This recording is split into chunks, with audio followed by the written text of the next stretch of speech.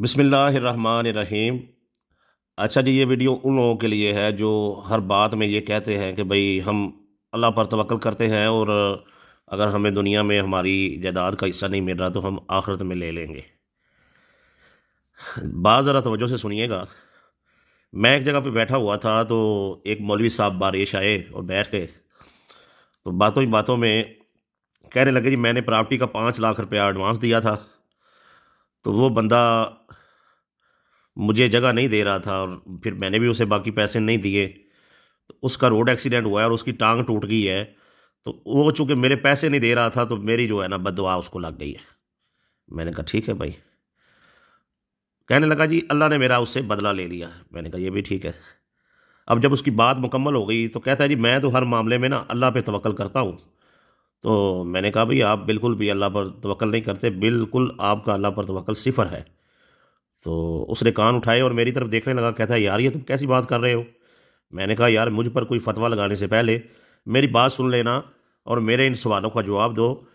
میں تمہارے مزاج سے، تمہاری بات سے سمجھ گیا ہوں کہ تم کس ٹائپ کے بندے ہو۔ میں نے کہا بھائی یہ بتاؤ کہ جب تم نے پراپرٹی اسے جو خریدی تھی، جب اس کو بیانہ دیا تھا 5 لاکھ روپیہ، تو تم نے پلاٹ کا وزٹ کیا تھا؟ کہتا ہے ہاں بالکل کیا تھا، میں نے پلاٹ دیکھا تھا۔ تو میں نے کہا اس کی کوئی فرد برائے ریکارڈ دیکھی تھی؟ کہتا ہے نہیں میں نے نہیں دیکھی۔ میں نے کہا پھر یہ بتاؤ کہ کیا تم نے اس سے فرد برائے بیانہ لی تھی؟ کہتا ہے نہیں وہ بھی نہیں لی۔ میں نے کہا تم نے کوئی گواہ مقرر کیے تھے؟ کہتا ہے وہ بھی نہیں کیے۔ میں نے کہا کہ تم نے کوئی تحریر وغیرہ اسے پیسے دیتے ہوئے لکھی تھی؟ کہتا ہے نہیں۔ میں نے کہا جب پیسے دے رہے تھے کوئی موقع پر کوئی بندے موجود ہوں؟ کہتا ہے وہ بھی نہیں۔ میں نے کہا بالکل ٹھیک ہو گیا۔ میں نے کہا بھائی تم ٹوٹلی جو ہے تمہاری یہ چیزیں جو ہیں وہ اللہ کے بتائے ہوئے احکامات کے خلاف ہیں، تو تمہارا اللہ پر توکل کیسے ہو گیا؟ اللہ پر توکل سے مراد یہ ہے کہ تم اللہ کی بات مانو، یہی اللہ پر توکل ہے۔ تم اپنی مرضیاں کرتے پھرو، شریعت کے بتائے ہوئے احکامات پر عمل نہ کرو۔ اور قرآن مجید میں جب اللہ تعالیٰ نے لین دین کا طریقہ بتا دیا ہے کہ کیسے تم نے کرنا ہے، اور جس میں تحریر کا لکھنا، گواہوں کا مقرر کرنا، اور لکھنے والے کا عدل و انصاف سے لکھنا، اور گواہوں کو جب بلایا جائے گواہی کے لیے تو ان کا گواہی دینا، یہ ساری چیزیں اللہ نے کھول کھول کے بیان کر دی ہیں۔ تو بھائی بات یہ ہے کہ تم جو یہ کہہ رہے ہو نا کہ اللہ نے میرا بدلہ لے لیا ہے، یہ چوٹ کا مجھے نہیں پتا کہ اسے کیسے لگی ہے، اس کے کیا معاملات ہیں، لیکن بات یہ ہے کہ تم نے بھی اللہ کی بتائی ہوئی جو ایک حدود ہے، جو طریقہ ہے، اس کو پامال کیا ہے، اس کے مطابق لین دین نہیں کیا، جس کی وجہ سے تم ذلیل ہو رہے ہو۔ اگر تم نے اس کے ساتھ لکھت پڑھت کی ہوتی تو تم عدالت چلے جاتے، وہ تمہارے ساتھ تھی، تم پرے پنچایت میں جاتے، تھانے میں جاتے، کہیں نہ کہیں تمہاری ضرور شنوائی ہو جاتی۔ لیکن تمہارا شریعت پر عمل نہ کرنا، قانون پر عمل نہ کرنا، یہ سراسر تمہاری جہالت ہے، اور اپنی جہالت کو اللہ پر توکل کا نام مت دو۔ ٹھیک ہے نا جی؟ تو بھائیو بات یہ ہے کہ جو لوگ یہ کہتے ہیں کہ ہمیں بھائی کی طرف سے یا کسی بھی عزیز کی طرف سے یا کسی سے مشترکہ کاروبار کیا تھا، اب وہ پیسے نہیں دے رہا، یا کوئی پراپرٹی کسی کی طرف سے آتی ہے، تو جو لوگ یہ کہتے ہیں کہ بھئی ہم قیامت والے دن لے لیں گے، بھئی بات یہ ہے کہ آپ کوشش تو کریں نا۔ آپ تو ایک ظالم کا حوصلہ بڑھا رہے ہیں، وہ آگے اور لوگوں کے ساتھ جو ہے وہ ظلم کرے۔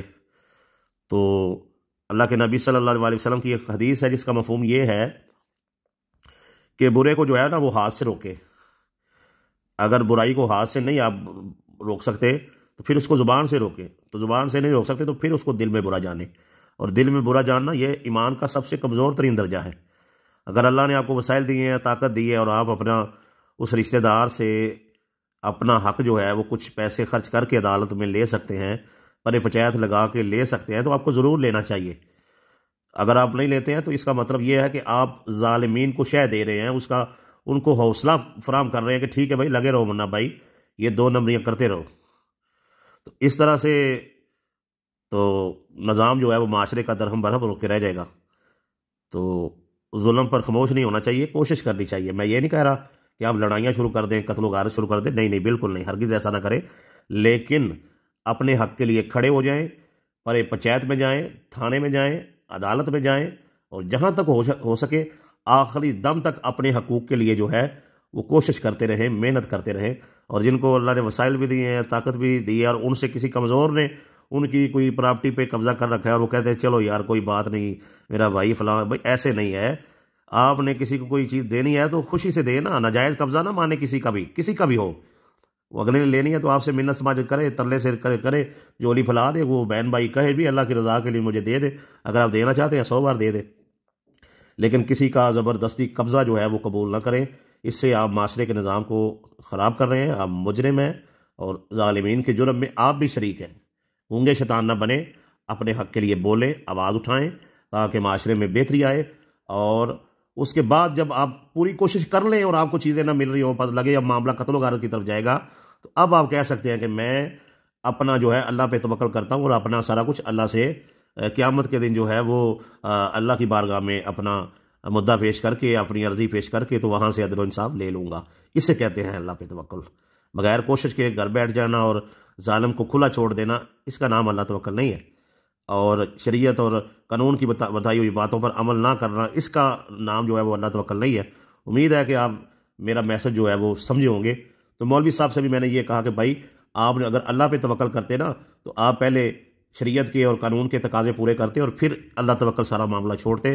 تو پھر میں کہتا اپنا دین سے دوری اور اپنی جہالت کو جو ہے وہ اللہ پر توکل کا نام نہ دو.